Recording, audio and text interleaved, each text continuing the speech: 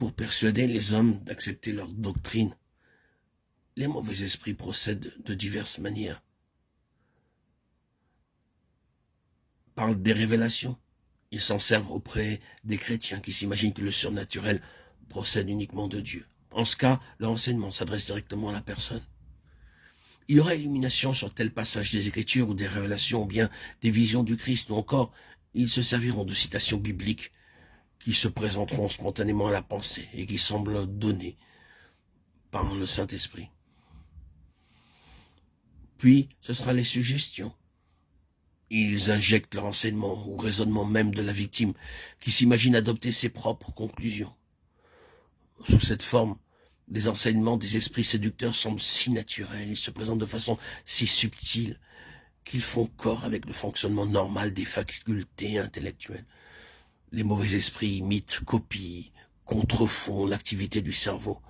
Ils peuvent communiquer directement avec l'entendement, même lorsqu'il n'y a pas possession. Ceux qui sont ainsi séduits ne le savent pas.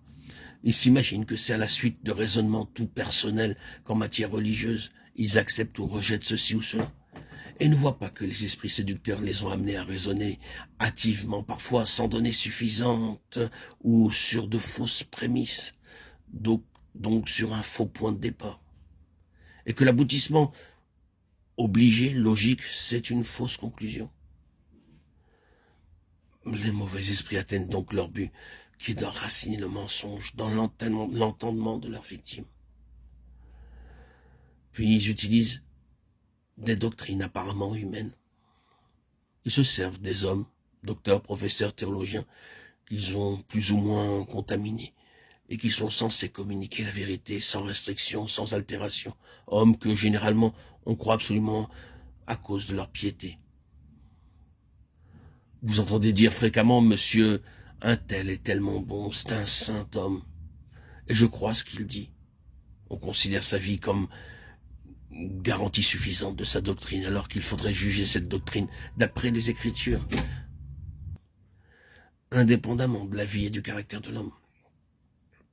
À la base de cette erreur, nous trouvons la croyance presque universelle que tout ce qui vient de Satan et des mauvais esprits est ouvertement, manifestement mauvais, alors qu'en réalité leurs actions, comme leurs personnes sont toujours déguisées, et leurs déguisements préférés sont ceux de la vérité et de la lumière. Satan se déguise en ange de lumière. 2 Corinthiens 11, 14. Si Satan ou ses satellites peuvent amener un homme pieux à admettre quelques doctrines d'erreur, et que cet homme enseigne cette erreur comme étant la vérité, il sera pour la propagation de l'erreur et des séductions dont il est victime un instrument autrement utile que ne le pourrait être un méchant homme ou un homme de mauvaise réputation.